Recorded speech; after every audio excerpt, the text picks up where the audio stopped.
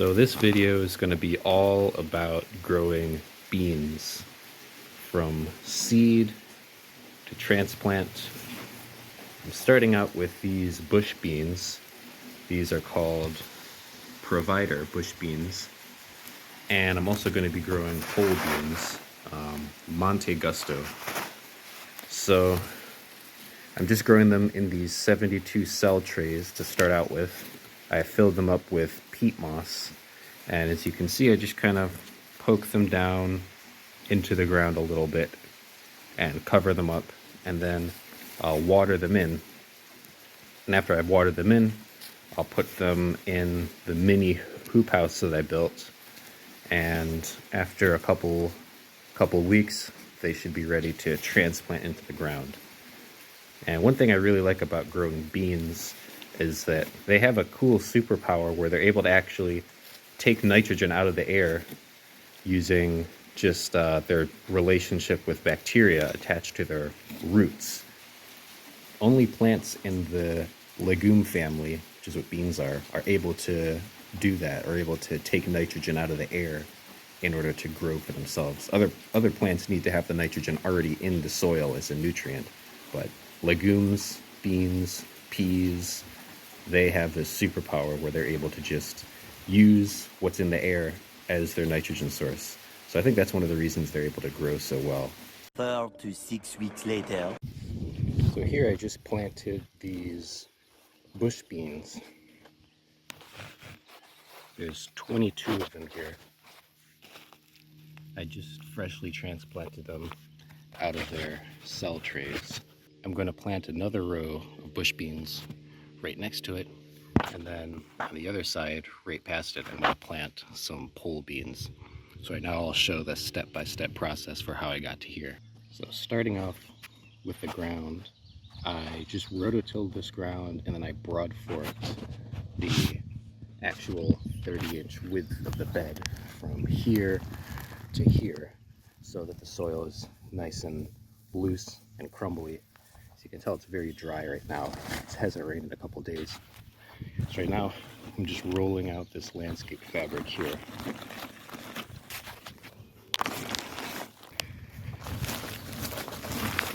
I used a torch to burn these holes every 1 foot. So right as I'm getting in the middle, you can see the wind starting to blow it up. So I'm going to grab these sandbags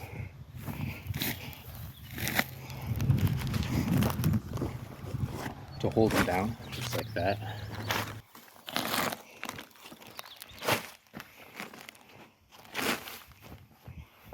And then keep going. What I want to do is kind of use it as a template to match the exact positions of where these holes are. I'm going to just get a little bit of compost, just a tiny amount, really, just enough to kind of mark this spot right here. So even that's enough right there.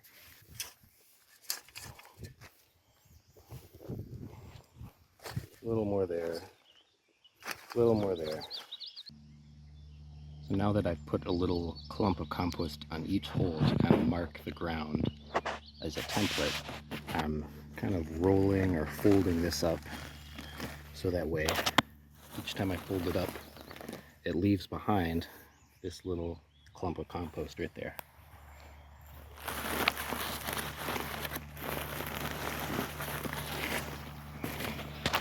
Now that I've used the landscape fabric as a template to mark out each one of these little spots, I'm just using a shovel to go like maybe 2 little shovelfuls just to make a little hole here.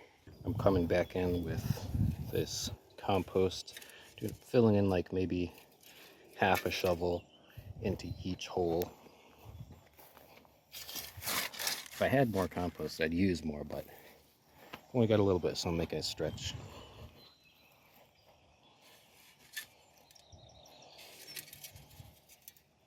So you can see I'm kind of just preparing it. It is a little bit lower down right here compared to the area around it. And that's good because then the water can flow in a little bit better. So it's like almost like a little depression where the plant's going to go. So that way when I water it, it doesn't just roll off. Like if I'd planted it on a hill or a mound or something, then when I water it, it would just kind of roll off. Now that I've got these composted little holes all prepared, I can unroll the landscape fabric, and since I didn't move the end of it when I rolled it up, each hole in the landscape fabric lines up perfectly with the hole in the ground that I just prepared. So I'm just unrolling this from the end. I'm about in the middle right now, so I'll put these bags down so it doesn't get blown away by the wind. And then finish off the last 10 feet.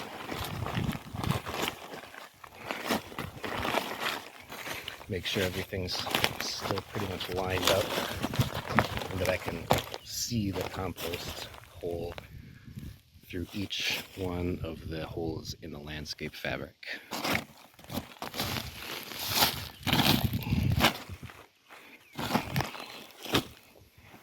I'm coming through with these landscape pins every like 5 feet or so. I put 2 on the corners down there, so I like to kind of pull it to get it nice and taut and just poke them in like that.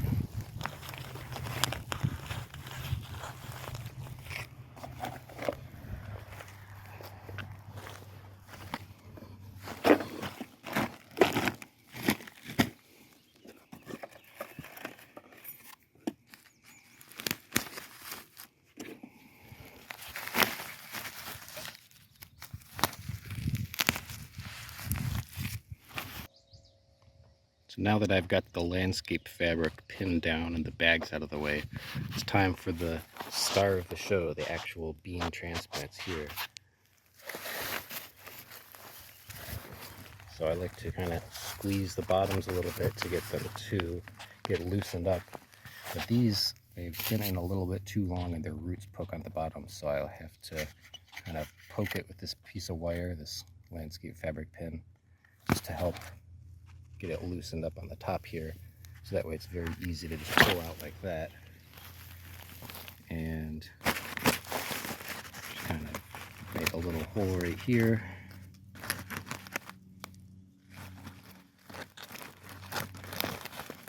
and fill it in from the sides, nice and firm, so it's making good contact with the roots. And I'm going to just grab a little bit of extra like top dirt just to fill it in a little more so it can kind of pack down and hold itself up straight.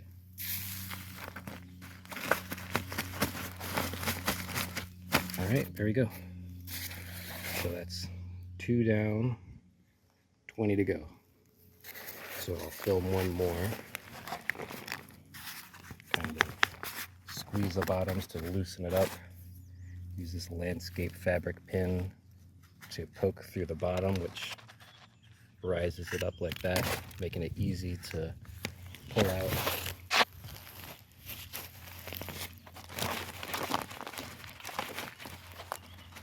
Prepare the hole, drop it in, kind of fill in, cave in the sides so it's nice and snug, and then a random handful of dirt and just cover it up so it's nice and packed down and hold itself together well.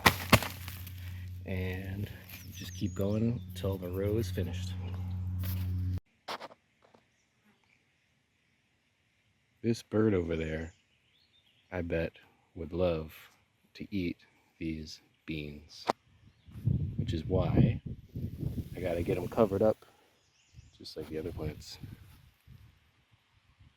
They're pretty bold. They don't even care that I'm here. They're just walking right across the field. So now that I've got this row of bean plants transplanted in, now it's time to get them watered.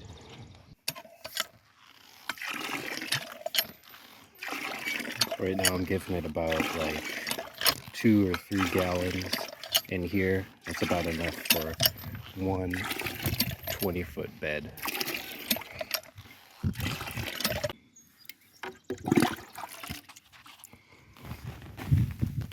since the plants are kind of in a little bit of a dip, a little bit of a depression because of the way I made these holes, the water is able to kind of just pool in there and it doesn't run off or anything like that. And I just like to use a mason jar. I just prefer it over a regular watering can so it can be a little bit more precise with where it goes. It's got to go right through this hole here. Water can permeate through, like if I just pour some water like right here, it will go through this woven surface, but it'll kind of run off a little bit. So, and the rain will go through the landscape fabric, but when I'm watering it, I prefer not to water the landscape fabric, but just pour it right in directly. All right, so this is what 44 bush bean plants look like. Freshly planted, watered, all set. I've also got these pole beans, which I'm going to plant right next to the bush beans. I'm only going to plant 22 of these compared to the 44 of the bush beans, just because pole beans take a little bit more infrastructure, because they need something to climb on, some kind of trellis, but the bush beans can kind of just hang out on their own. So that's why I'm doing fewer pole beans and more bush beans. So right now these pole beans, they're young enough and small enough that they don't really need to have any kind of trellis. So I'm just going to plant them the same exact way I did the bush beans, but then later on, once they start growing taller, then I'll install a trellis just for these. So since you already saw the process for planting the bush beans, I'm not going to film every step of planting the pole beans because it's pretty much the same thing. So here I'm planting the pole beans, transplanting them. Same process as with the bush beans, just kind of gently tuck them in there and collapse the soil and compost around it. Make sure it's making good contact with the roots. I don't know what's that one. That plant looks like it's tripping. It's the technical term, it's tripping. The botanical terminology. All the other ones are looking good. So here's what I've got so far for the pole beans, and here's all I've got to go. All right, pole beans are all in the ground, so now time to get some water pumped up.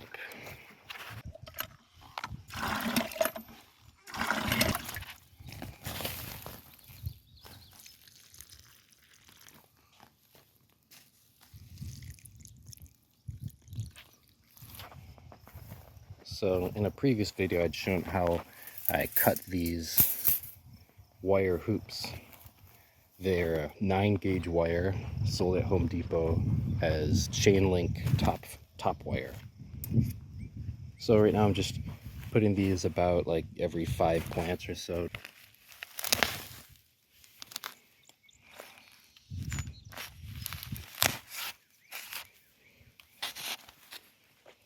Always make sure at the ends I do a cross of the wire hoops, and I ran this string starting these tied onto here all along the ridge line, and same thing at the other end. So that just gives it some extra rigidity for the structure, so that way if one of them tries to fall over, they'll all kind of help to stabilize each other. So this is a material called agrobond. It comes in a big roll like this, and it's kind of folded over. The roll itself is 3 feet, but since it's folded, this is 6 feet wide. It's kind of a mesh, sort of. It keeps bugs out. It lets water through, air through, just keeps the bugs out. And since I don't have a fence yet, it's also keeping the deer and the wild turkeys from getting to my plants too. So here's how I roll it out. Each one of my beds is 20 feet, so I like to roll out 25 feet worth of this roll. And here we go, 25 feet right there. And doing it one-handed is a little bit difficult. There we go. So now I've got it cut. I'm just rolling it up, or kind of folding it up so I can bring it over there easily. So here I've got the agribon out right next to the bean plants, and I'm just kind of unrolling it, stretching it out to the whole length of the bed. All right, finally completely finished for the day with these beans.